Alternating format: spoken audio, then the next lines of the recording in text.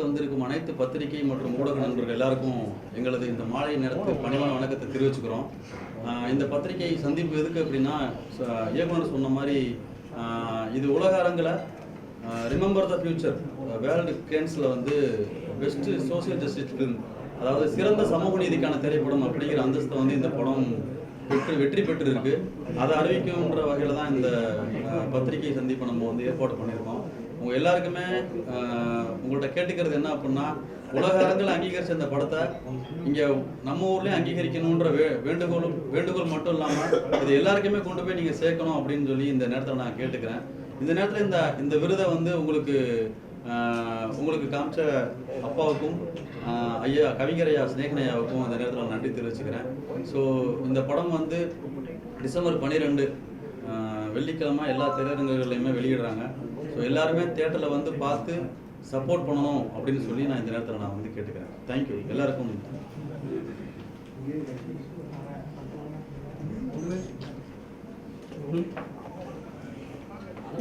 எல்லாருக்கும் வணக்கம். என்னோடய ஆடியோ ரிலீஸ் வந்து கலந்துக்க முடியாமல் ரொம்ப விதமாக இருந்தது. அது வேற ஒரு காரணத்தினால என்னால் வர முடியல.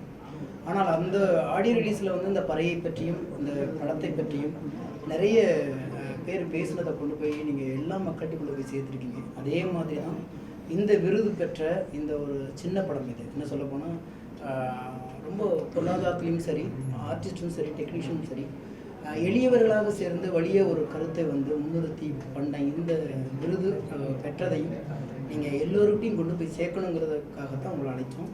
அதுக்கான நிகழ்வு நடந்துகிட்ருக்கு. பொதுவாக வந்து ஒரு பெரிய ஆர்டிஸ்ட் நடித்து ஒரு விருது கிடச்சிருச்சுன்னா இந்நேரம் அது ரொம்ப பெருசாக தமிழ்நாடு முழுக்க பேசப்பட்டிருக்கும் எல்லா ஊடகங்களிலும். அண்ணன் லியோனி அவர்களுடைய செல்ல மகன் லியோ சிவகுமார் அவர் வந்து நடித்து அது வந்து இன்றைக்கி வந்து இத்தாலி ஃபெஸ்டிவலுக்கும் கேன்ஸ் ஃபெஸ்டிவலுக்கும் போயிட்டு இன்றைக்கி மறுபடியும் சென்னை ஃபெஸ்டிவல்லையும் அந்த படம் வரப்போகுது அப்படிங்கிறது இதுதான் உண்மையான வெற்றியாக நம்ம கருதுகிறோம். ஏன்னா முகம் தெரியாது, முகவரி தெரியாது. ஒரு கேரக்டர், ஒரு கதாபாத்திரத்தை ஒருத்தர் எடுத்து பண்ணுறாரு. அந்த கதாபாத்திரத்துடைய அழுத்தம் யாருக்கோ ஒருத்தருக்கு பாதிச்சிருக்கு. அதனால் வேண்டி இது கண்டிப்பாக ஒரு கலாச்சாரத்தை முன்னிறுத்துகிற அல்லது கலாச்சாரத்தை காப்பாற்றுகிற ஒரு கரு அப்படிங்கிறதுல ரொம்ப தெளிவாக தேர்வாளர்கள் இருந்ததுனால தான் சின்ன படம், பெரிய படம், பெரிய பட்ஜெட்டு, சின்ன பட்ஜெட்லாம் பார்க்காம நல்ல படத்துக்கான விருதை இந்த படம் பெற்றிருக்கிறது. இதில் வந்து நானும் ஒரு அங்கமாக இது அனைத்து பாடல்களும் நான் எழுதியிருக்கிறேன் தேவாசார் மியூசிக்கில். இதுக்கு நாங்கள் எல்லாமே நன்றி சொல்ல வேண்டியது இதோட தயாரிப்பாளர் சுபா சுரேஷ் ராம் 2 பேத்துக்கும் தான். ஏன்னா ஷியா ப்ரொடக்ஷன்ஸ் அண்ட் ஏன்னா கதாநாயகி சொன்ன மாதிரி அவங்களோட நாங்கள் நேரடியாக இன்ன வரைக்கும் பார்த்ததில்லை. தொலை தொடர்பில் தான் பேசிகிட்டு இருக்கிறோம். இருந்தும் அங்கேருந்து வந்து வெளிநாடுகள்லேருந்து அவங்க வந்து எங்கள்கிட்ட என்ன வேணுங்கிறத சொல்லி வாங்கி அதை ஒரு படத்துக்கு எடுத்துகிட்டு போயிருக்காங்க. எங்கள் படம் பண்ணுறதை விட அதை கொண்டு போய் சேர்க்கறதுக்கு வந்து பெரும் பாடு.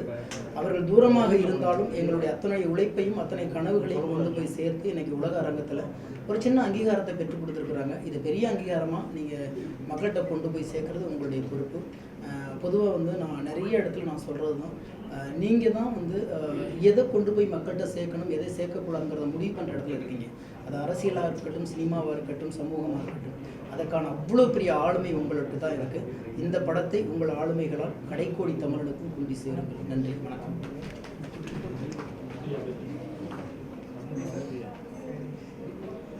அனைத்து பத்திரிகை மற்றும் ஊடக நண்பர்கள் அனைவருக்கும் பணிவான வணக்கம். மாண்புமிகு பறை என்ற இந்த படத்தை அதில் நடித்தவங்க, பாட்டு எழுதினவங்க, தயாரித்தவங்க, கேமராமேனு எல்லாம் இருக்காங்க.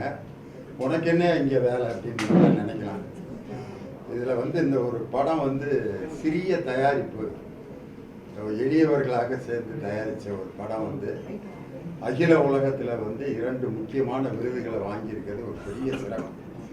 ஒரு பெரிய பாட்டு போட்டி நடக்கும். பெரிய காரில், ஏசி காரில் இருந்து சுடுதண்ணியோட 2 வேலையாட்களோடு வந்து பெரிய பந்தா பண்ணி பாடுவாங்க ஒரு 10 பேர். ஆனால் ஒரு சாதாரண சைக்கிளில் வந்து ஒரு அப்பா இறக்கி விடுவார் ஒரு பையனை. அவன் ஒரு பாட்டு பாடி அந்த பாட்டு போட்டியில் ப்ரைஸ் வாங்கிட்டு போயிடுவான். எப்படி அந்த பையன் வாங்கினான் அப்படின்ட்டு அதுக்கப்புறம் தான் அவனுடைய திறமை எல்லாரும் அங்கீகரிப்பாங்க. அதே மாதிரி தான் இந்த மாண்புமிகு பறைங்கிற படம் வந்து அது ஷூட்டிங் நடக்கிறப்பையோ அல்லது ஒரு பெரிய எதிர்பார்ப்பை இது வரைக்கும் கிரியேட் பண்ணவே இல்லை. ஆனால் இதுக்கு வந்து உலக அளவில் இப்படி ஒரு அங்கீகாரம் கிடைச்சிருக்கிறது உண்மையிலே பெரிய பெருமை. அது அதில் வந்து என்ன, அந்த படத்தினுடைய மிகப்பெரிய ஒரு சிறப்பாக நான் என்ன நினைக்கிறேன் அப்படின்னு சொன்னால், இதுக்கு இந்த ஆடியோ லான்ச் நடந்த சமயத்தில் விடுதலை சிறுத்தைகள் கட்சியினுடைய தலைவர் தொல் திருமா வந்து அதில் கலந்துக்கிட்டு பேசினார். பேசினது மட்டும் இல்லை, அதில் வந்து சிறப்பு விருந்தினராக வந்த பறை இசைக்காகவே பத்மஸ்ரீ விருது பெற்ற வேலு ஆசான் அவர் அதில் கலந்துக்கிட்டார். அவர் ஒரு 10 நிமிஷம் அந்த இடத்துல பெர்ஃபார்ம் பண்ணார். நீங்கள்லாம் பார்த்துருப்பீங்க. மக்களை எல்லாரையும் அந்த பறை இசையோட இன்வால்வ் பண்ணி எல்லாரும் சேர்ந்து அந்த பறை இசைக்கு வாழ்த்து சொல்கிற மாதிரி அந்த பெர்ஃபார்மன்ஸை ஒரு 10 நிமிஷம் அழகாக பண்ணார். இதை பார்த்துட்டு அடுத்த நாள் வந்து மாண்புமிகு முதலமைச்சரை நம்ம தொல் திருமா அவர்கள் சந்திக்கும் பொழுது வேலு ஆசான் வந்து ஒரு கோரிக்கை வச்சுருந்துருக்கார். இந்த பறை இசைக்காக ஒரு பள்ளி நடத்தணும், பயிற்சி பள்ளி. அதுக்கு வந்து நீங்கள் ஒரு இடம் கொடுக்கணும்.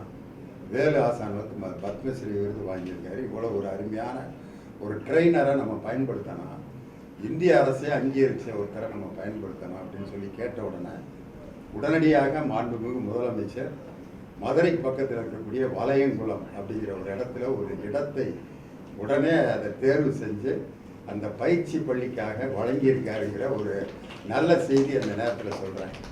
இந்த ஒரு பயிற்சி பள்ளி உருவாகிறதுக்கு காரணமே இந்த மாண்புமிகு பறைங்கிற இந்த படம் தான் காரணம். அதனால் 2 விருதுகள் வாங்கினது மட்டும் இல்லாமல் பறை இசைக்கான ஒரு பயிற்சி பள்ளி இந்த படத்தினால உருவாக போகுது அப்படிங்கிறது ஒரு பெரிய சிறப்பு. இதில் வந்து ரொம்ப கவிஞர் சிநேகன் வந்து அவர் எப்பயும் நம்ம தமிழ் பண்பாட்டுக்குன்னே பாட்டு எழுதுறதுல அவருக்கு ஒரு தனி முத்திரையை பதிப்பார். அவரவர் வாழ்க்கையில் 1000 மாற்றங்கள் அப்படிங்கிற ஒரு பாட்டு. இன்னைக்கு அதை பயன்படுத்தாத மேடை பேச்சாளர்கள் யாருமே இருக்க முடியாது. ஒரு கூட்டு குடும்பத்துக்கு கவிஞர் சிநேகன் எழுதின பாட்டு வந்து ஒரு பெரிய தேசிய கீதமாக இன்னைக்கு இருக்கு. அந்த அளவுக்கு அவர் எழுதியிருக்கார் ஒரு பாட்டு இந்த படத்தில்.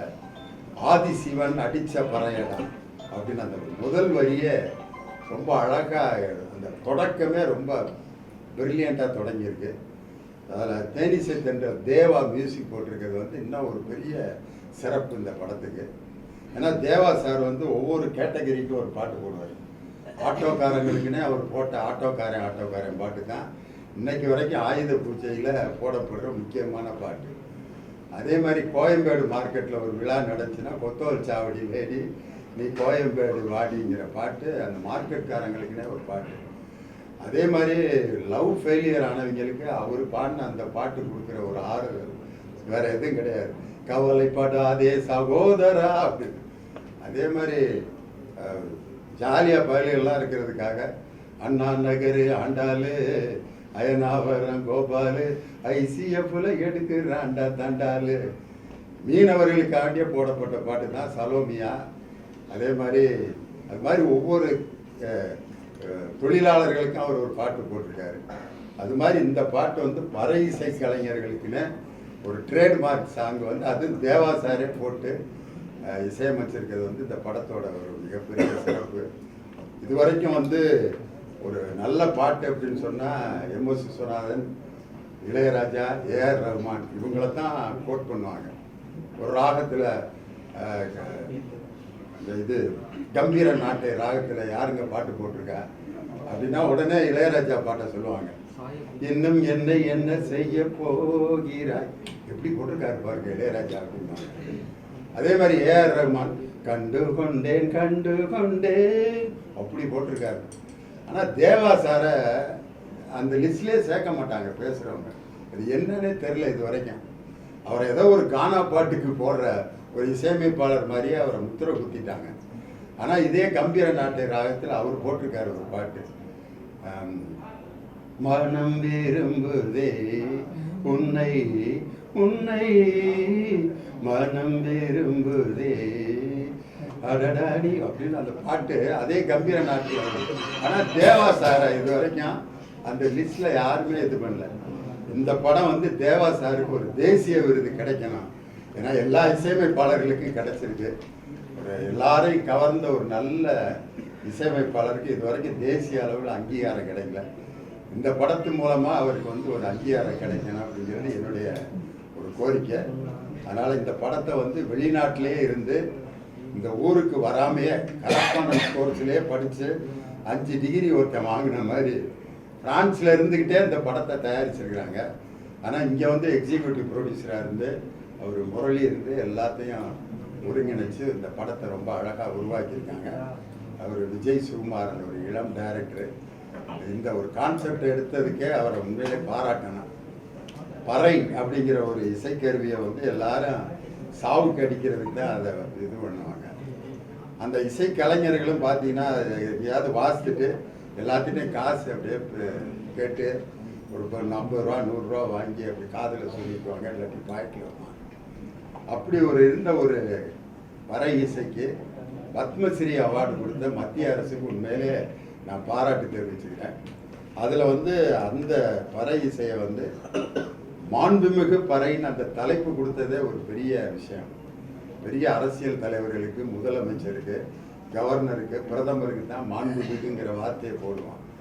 ஆனால் இதில் வந்து ஒரு இசைக்கருவிக்கு மாண்புமிகுங்கிற வார்த்தையை போட்டு இந்த தலைப்பை கொடுத்ததே இந்த தயாரிப்பாளர் டைரக்டருக்கு உண்மையில இந்த தலைப்புக்காக நான் பாராட்டுறேன்.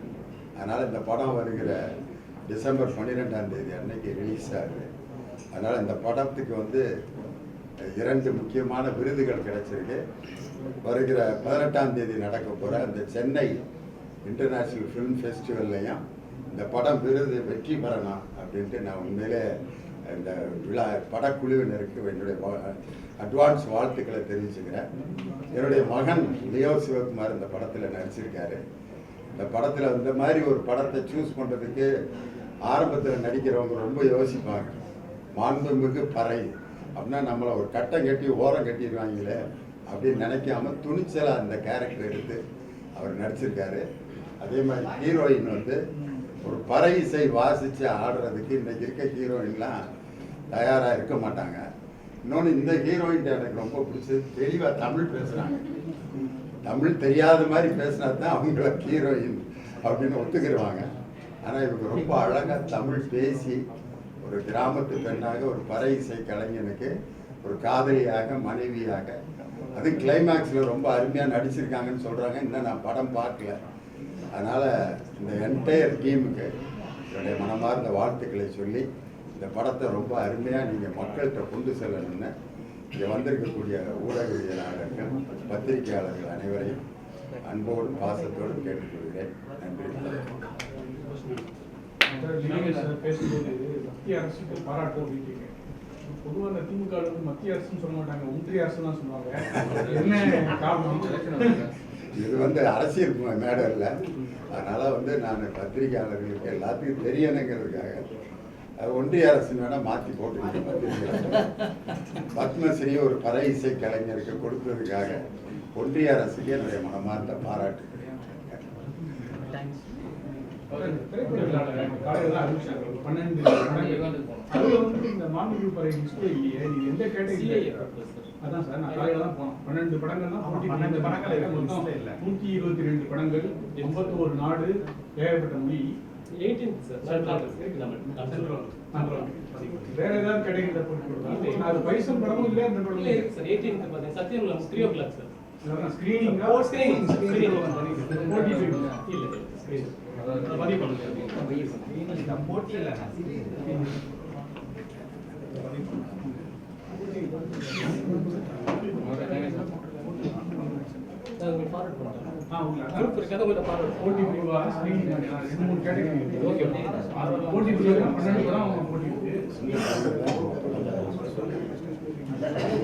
பண்ணுங்க. போட்டி இல்லை போட்டியிலே ஸ்கிரீனிங்லே போட்டியில இல்லைன்னு சொன்னாங்க. காலையில தான் நாங்கள் எல்லாம் வந்து பார்த்துட்டு ஓகே ஓகே மொத்தம் 12 படம் இருக்கு. பைசன் படம் கூட இருக்கு. ஸ்கிரீனிங்ல செக் பண்ணிடுறோம். காம்படிஷன் இல்லாமல் ஸ்க்ரீனில்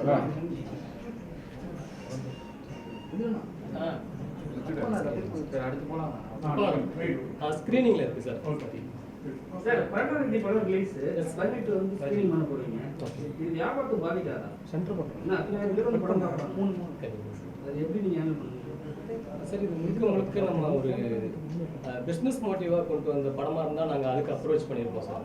இது பேசிக்காகவே ஒரு பறையிசை கலைஞர்களை பெருமைப்படுத்தணும் அப்படின்ற நோக்கத்தில் வந்தனால நாங்கள் அந்த வணிகத்தை எதிர்பார்க்காம நம்மளோட கலையை ஃபஸ்ட்டு இம்பார்ட்டன்ட் கொடுக்கணும்னு தான் அந்த கேட்டகரி. ஒரு வாரம் படம் ஓடுனாலும் இன்னொரு ஓட்டுன்னு சொல்லிட்டு காமிக்கிறீங்க. இல்லை சார், அது என்ன நடந்தது? 12 ரிலீஸ். ஓகே ஓகே 12 பழைய போறாரு தலைவர் எப்படி பழைய இசை போய் சேரும் சார். நாங்களே ஆடியோ லான்ச் சொல்லியிருக்கேன் சார். நான் சூப்பர் ஸ்டாரோட ஃபேன்ட்டு எல்லாமே நம்ம நினைச்ச மாதிரி நடக்கிறது இல்லை சார். இந்த அவார்டு எப்படி நமக்கு பெஸ்ட்டாக கிடைச்சிச்சோ, ஸோ யார் வந்தாலும் நம்ம வந்து தான் ஆகணும், வேறு வழி இல்லை. ஆனால் இந்த வாரம் நாங்கள் வந்து அடுத்த வாரம் இன்னொருத்தவங்க வருவாங்க. ஸோ நாங்கள் எதுவும் பார்க்கல, நம்மளோட படத்தை தெளிவாக எடுத்துருக்கோம். ஸோ மக்கள் ஏற்றுப்பாங்க. நீங்கள் கொண்டு போய் சேர்த்தா இன்னும் எங்களுக்கு பாசிட்டிவாக இருக்கும். ஸோ நம்ம தமிழ் இசை வந்து ரொம்ப முக்கியம். கண்டிப்பாக சார். பக்கத்துல தமிழே இருக்கு. இப்போ ஆட்சி அவங்களுக்கு நடக்குது. ஒரு அவங்க கிட்ட கேட்டு ஸ்கிரீனிங் கொஞ்சம் பெருசு பண்ணலாம்ல, பழைய கொஞ்சம் கம்மி பண்ணி. இல்லை, அது நம்ம பண்ண முடியாது சார். சினிமா வேறு, அரசியல் வேறு. ஸோ ஏன்னா பழைய மட்டும் இல்லை, பாவாதியாரும் அன்றைக்கி தான் வராது. கண்டிப்பாக சார். ஸோ அப்போ நம்மளுக்கு தேட்டர் வந்து கம்மியாக தான் கிடைக்கும். ஸோ தேட்டர் கிடைக்கிறதே பெரிய விஷயமா தான் இருக்குது. ஸோ அதை வந்து மேலே இருந்து பேசுறதுக்கான வசதி உங்களுக்கு ஈஸியாக இருக்குது. வழி கதவு திறந்துருக்கு. அதுக்காக பேசுறதுக்கான வாய்ப்பு இருக்கா? திண்டுக்கல் சார் வச்சு நீங்கள் பேச வைப்பீங்களா அப்படின்னு கேட்கணும். இல்லை, அப்படி இல்லை சார். நாங்கள் ஃபஸ்ட்டு ஸ்டார்ட் பண்ணும்போது வேறு எந்த படமும் வரல சார். நாங்கள் அறிவிச்ச கடைசியில் தான் எல்லா படமுமே வந்து எல்லாமே இந்த 2 or 3 days தான் எல்லாமே இருந்துச்சு. ஸோ நாங்கள் ஃபஸ்ட்டு பிளான் பண்ணபடி எங்களுக்கு கேட்குற தேட்டர் கண்டிப்பாக தரோம் அப்படின்ற ஒரு லிஸ்ட்டில் வந்துருக்கும். நீங்கள் சார் திமுக வெற்றிக்காக மேடை மேடையாக போய் ஊராக போய் நிறைய பேசுகிறேன். லியோனி சாருடைய பையன் தான் ஹீரோ. நீங்கள் கூட்டணி கட்சியில் இருக்கீங்க, ஏதாவது ஸ்பெஷல் டிஸ்கவுண்ட், ஏதாவது ஸ்பெஷல் இது இருக்கீங்களா? நல்ல கலைஞனை வந்து யாராக இருந்தாலும் எந்த அரசியலாக இருக்கட்டும், கூட்டணி இருக்கோ இல்லை, ஒரு நல்ல கலைஞனை முன்னிறுத்தி அவர்களுக்கு பலம் சேர்ப்பது தான் டெக்னீஷியனுடைய வேலையை நான் பார்க்குறேன். நான் பாடலாசிரியர்னா யாருக்கு எழுதினாலும் என் பாட்டுக்கு கீழே என் பேர் தான் வரப்போகுது. அது ரஜினி சாருக்கு எழுதினாலும், கமல் சாருக்கு எழுதினாலும், சிவகுமாருக்கு எழுதினாலும் என் பேர் தான் வரப்போகுது. அப்போ என் வேலையை சரியாக பண்ணியிருக்கேன். நான் வேலை பார்த்த ஒரு படத்துக்கான அங்கீகாரம் கிடச்சிருக்கு அப்படிங்கிற நோக்கத்தில் தான் நாங்கள் வந்திருக்கேன். கண்டிப்பாக இவங்கள மாதிரி ஆட்கள் ஜெயிக்கணும்னு நான் விரும்புகிறேன். ஏன்னா வந்து சாமானியர்களும் இன்றைக்கி வந்து ஒரு சாதனை படைக்கக்கூடிய ஒரு களம் எல்லாத்துக்குமே இருக்குது. அந்த களத்தை சரியாக பயன்படுத்திக்கணும்னு சொல்லி தான் என்னுடைய சகோதரர் சிவகுமார் நான் கேட்டுக்கிறது. அதனுடைய அடிப்படையில் தான் நான் வந்தேன். ஸ்னேகன் சார், லியோனி சார், 2 பேருக்கும் தான் கொஸ்டின். இப்போ நீங்கள் பாடல் ரைட்டராக இருக்கீங்க. ஆனால் அந்த பாடல் பாடுறவங்களே வந்து அந்த பாடலை பாடணும்னு சொல்லிட்டு தப்புன்னு சொல்லிட்டு ஒரு விஷயத்தை வந்து குட்டி பண்ணுறாங்க.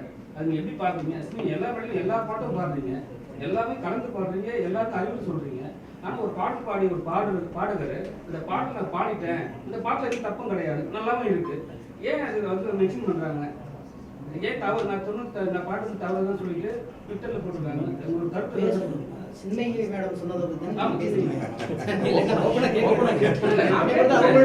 அவங்களுடைய மனநிலை என்னன்னு எதன் நோக்கம், அவங்களுடைய பாடுனது அவங்க, பாட வச்சது நீங்க பாடுவீங்க. இது வந்து அதுக்காக கேட்குறேன். எப்பயா இருந்தாலும் எனக்கு தெரிஞ்சு இது என்ன படம், இது யார் இயக்குனர்லாம் கேட்டுக்காம பாடவே முடியாது. கண்டிப்பாக எனக்கு தெரிஞ்ச வரைக்கும் ஒரு பாட்டை பாட போகும்போது இது என்ன படம்னா அவங்களுடைய ரெக்கார்டுக்காவது எழுதுவாங்க, யார் இயக்குனர்னு எழுதுவாங்க, அந்த இசையமைப்பாளர் சொல்லுவாங்க. ஏன்னா அவங்களுடைய ரெக்கார்டில் நான் இத்தனை பாட்டு பாடியிருக்கேன், இத்தனை வருஷத்தில் இத்தனை தேதியில்னாலும் ஒவ்வொரு பாட்டு கொடுக்கும்போது தேதி போட்டு எழுதி வைக்கிறேன் இல்லையா? அப்போ அவங்களுடைய ரெக்கார்டுக்காவது எழுதியிருப்பாங்க. இப்போ அதை நான் பார்க்கவே இல்லை. அப்படிங்கும்போது ஒருவேளை அவர்கள் கவனக்குறைவால் வந்து நிறைய வேலை இப்படி பண்ணுறாங்களோ என்னன்னு தெரில. மேபி அது என்னன்னா அவங்க தான் முடிவு பண்ணணும். இசையமைப்பாளர் தான் அதுக்கு பதில் சொல்லணும். உங்கள்கிட்ட நான் சொன்னேனே அப்படின்னு இயக்குனர் பதில் சொல்லணும். அதுக்கு அவங்க பதில் பேசினா அவங்க எல்லாருமே பேசிட்டு இருக்காங்கன்னு நினைக்கிறேன் ஊடகத்தில். அது நம்ம பேசாமல் இருக்கதான் நல்லதுன்னு நினைக்கிறாங்க.